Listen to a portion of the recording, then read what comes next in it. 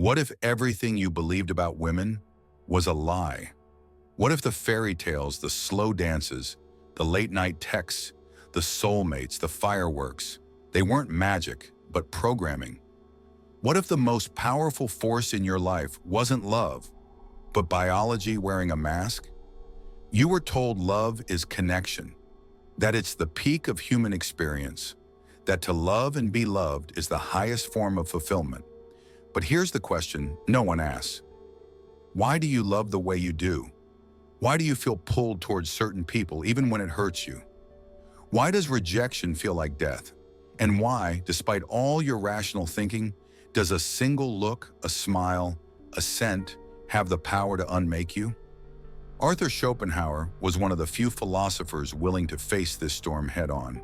He didn't sugarcoat it. He didn't romanticize it. He tore apart the mask of love and exposed what he believed was its true face. Nature's way of keeping the species alive at the expense of your peace, your logic, and even your freedom. This video is not a war against women. It's not another chapter in the endless gender debate. It's a journey into the psychology of desire and the unsettling truth hiding behind your most sacred emotions. You think you're in control, but what if you're not? What if attraction is the leash and you're just being led by something much older than you? You were taught to chase love. From the moment you could walk, you were surrounded by stories. Stories where the prince always finds the princess, where the kiss breaks the curse, where love is the reward for being good, kind, and true. You saw it in movies. You read it in books. You scrolled past it on Instagram. Perfect couples in golden light, forehead kisses, handwritten notes. Over time, you didn't just believe in love. You believed that love would save you, complete you, make everything finally make sense. But here's what they never told you. Those stories, they weren't written to reflect reality. They were written to control it, to give structure to chaos, to sell you a dream that kept the machinery of society running smoothly. And you, like most people, believed it because the illusion was beautiful. Yet beneath the beauty, something darker stirs. Schopenhauer saw through it all. He believed love wasn't about happiness or connection or even meaning. Love, he said, is nature's trick, a tool used by the species to ensure reproduction. That deep longing you feel, that ache for someone's attention, that's not your soul talking, that's your DNA whispering survival. Think about it. Why do the most toxic relationships feel the most intoxicating? Why does heartbreak feel like withdrawal? Why do we ignore red flags just to keep someone close? It's because love, in Schopenhauer's view, is not about your well-being. It's about nature's will, using your emotions to get what it wants. Life. More life. Always more life. And yet the world keeps telling you it's your fault when love fails, that you weren't enough, that you did something wrong.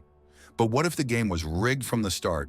You were never taught to question it, never encouraged to look beneath the surface. You were taught to chase love, but never told why it controls you. The fantasy was never for your benefit. It was a story told to make sure you kept playing a game you didn't even know you were in. But now you do. Schopenhauer didn't hate women. He simply saw through the illusion. To him, the world wasn't a place of fairness or romance. It was a battlefield ruled by a silent, blind force, nature's will to survive. Every emotion, every gesture, every attraction was a move in this unseen game. And in that game, beauty wasn't an accident, it was a weapon. He believed that women, from the curve of their hips to the softness in their voice, were not agents of morality, but instruments of biology. Not consciously, not maliciously, but functionally. They were designed by nature to be irresistible, not because they chose to be, but because nature chose them to be. It's not a comfortable idea. But let's take a look around. Why does a particular waist-to-hip ratio tend to attract? Why do youth and symmetry hold such power over desire? Why does innocence, or the illusion of it, trigger protection, obsession, even sacrifice? These aren't values you invented. These are traits evolution encoded into you long before you had a choice. Today, we live in a digital world, but the primal game hasn't changed. It's only evolved. The filters on Instagram, the carefully curated angles, the makeup that sculpts new realities. These aren't vanity, they're survival. They're nature's programming, executed with precision through modern tools. The influencers who dominate your feed, they're not evil. They're instinct made visible. Biology given a brand. Even innocence, once a virtue, has become a commodity. Online personas built around softness, vulnerability, or the girl next door trope tap into the deepest psychological triggers, not because the creators are manipulative, but because the system rewards what biology responds to. And what does biology respond to? Fertility, youth, availability, illusion. Schopenhauer stripped away the layers of romance and revealed a raw truth. Attraction is not about meaning, it's about propagation. The traits you find magnetic aren't random. They're calculated by millions of years of natural selection, engineered to provoke a response in you strong enough to override logic. And it works. You chase, you fall, you fight to impress, to provide, to protect. Not because you want to, but because something ancient inside you demands it. You call it love. He called it nature's bait. This doesn't mean women are manipulators. It doesn't mean men are victims. It means we're all being played by a force older than civilization, a force that uses us to serve its only purpose: continuation. This is the uncomfortable truth. Not that women deceive men, but that nature deceives us all, and most will never realize it. You think you're choosing who you love, but what if love is choosing you? What if every glance, every craving, every sleepless night spent thinking about someone who barely thinks of you wasn't you at all, but something older, deeper, and entirely out of your control? You sacrifice for love. You compete for it. You change your hair, your habits, your future. You chase validation, rewrite your boundaries, ignore your standards. And you call it devotion, loyalty, romance. But is it? Schopenhauer had a different name for it: the will to life. He believed that every living thing carries within it a blind, relentless force, an urge not to thrive, not to be happy, but simply to continue, to reproduce, to persist. This force doesn't care about your dreams or your peace. It only cares that your bloodline continues. That's the engine behind desire. It's why you can't stop thinking about her, even though she's already moved on. It's why you tolerate disrespect just to keep her around. It's why you pour yourself into someone who only gives you fragments in return. Not because you're weak, but because you've been programmed to serve a biological function. Desire hijacks reason. It makes you beg, wait, obsess.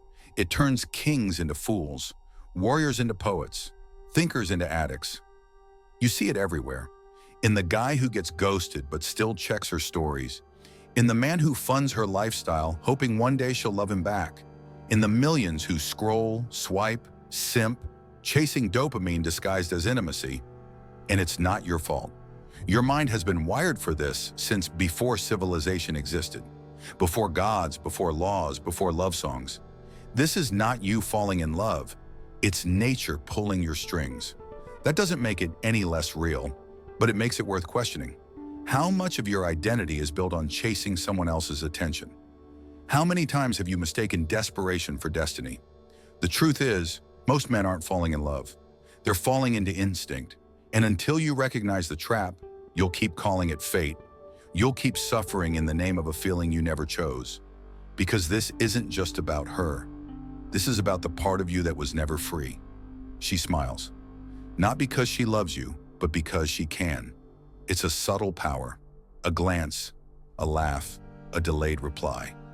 These aren't grand moves, but they change everything. One moment of attention can lift you. One moment of silence can destroy you. And most of the time, she knows it. Schopenhauer believed men love with more depth, but less calculation. They give fully, blindly, with the desperation of something ancient driving them. Women, he said, love more practically, with strategy, not surrender. Not because they're cold or manipulative, but because they're biologically wired to choose wisely, for survival, for security. To him, love was not an equal exchange. It was a battlefield of instincts dressed in emotions. Modern psychology quietly echoes this. Concepts like emotional labor and hypergamy reveal a striking asymmetry in how men and women experience connection. Emotional labor, the invisible work of maintaining relationships, often falls on women, but emotional investment, that often overwhelms men. For many, one woman becomes the axis of their universe. They orbit her, hoping to be seen, chosen, kept. Meanwhile, hypergamy, the subconscious preference to seek partners of higher status, creates an imbalance. It turns relationships into hierarchies. Men climb, women choose. He wants to be worthy, she wants to feel secure. And in this dynamic, power becomes the currency. You feel it when she delays her reply, knowing it'll make you chase. You feel it when your compliments fall flat, but hers feel like salvation. You feel it when you realize that wanting her more often makes you worth less. And this isn't about blame. This isn't about villains and victims. This is about the structure of the game. Men are taught to love by proving their value. Women are taught to love by guarding theirs. So love, at least in its most instinctive form, is not always about giving. Sometimes it's about winning, keeping leverage, maintaining control. You give your heart hoping to earn hers. But what if she never gives it? What if she never had to? Power in love doesn't always come from who loves more. It comes from who needs less. And when love becomes a contest of emotional supply and demand, the one who can walk away always holds the throne. Maybe love isn't a connection, maybe it's a negotiation, and you were never told the terms. If these truths feel so piercing, so close to the bone, then why don't we hear them more often? Why aren't philosophers like Schopenhauer part of mainstream conversations about love, relationships, and desire? Why are the rawest questions about gender, power, biology so carefully avoided in public discourse? Because truth, especially when it's uncomfortable, is dangerous. Not just to people, but to systems. Society runs on shared myths. Myths about love, equality, fairness. Myths that keep us cooperative, compliant, and hopeful. Philosophers like Schopenhauer didn't just reject these myths, they shattered them. And the world does not reward those who challenge its foundations. It silences them. Today, it's not always a guillotine or a prison cell. Sometimes it's a hashtag. Sometimes it's the quiet erasure of your voice, the demonization of your name, the branding of your ideas as hateful, outdated, or problematic. Cancel culture may have evolved from good intentions, holding the powerful accountable, but over time it grew teeth. It became a tool not of justice but of control, a weapon that punishes discomfort, not dishonesty. And so we create a culture that punishes the question before it even considers the answer. Schopenhauer was no stranger to this exile. In his own time, his views were ridiculed, dismissed as bitter, even pathological. He wasn't invited to salons. He wasn't celebrated by institutions. He lived most of his life in the shadow of more palatable thinkers, those who painted a prettier picture of humanity.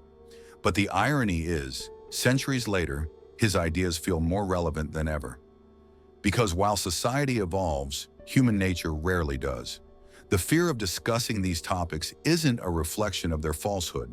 It's a reflection of their power to confront biology, to question desire, to unmask the myths that hold civilization together. It takes courage to look at the truth and not look away. And in an age where truth is everywhere, but honesty is punished, that courage is more radical than ever. Because real rebellion today isn't shouting louder. It's daring to think. You scroll, you swipe, you double tap. It feels like freedom, this endless buffet of faces, possibilities, connections. But pause for a second and ask yourself, is this evolution or just a prettier cage? Schopenhauer wrote in the 19th century before dating apps, influencers, or high-speed internet, and yet his vision cuts through time like a knife. He saw desire as a force that enslaves, masked as love, polished by illusion. Back then, it was the dance, the letter, the gaze across the room. Now it's filtered selfies and algorithmic chemistry. We tell ourselves that technology has liberated love, that we choose better, connect faster, find the one more efficiently. But if that's true, why are we lonelier? Why are relationships shorter, more fragile, more transactional? Why do we crave someone who doesn't even know we exist?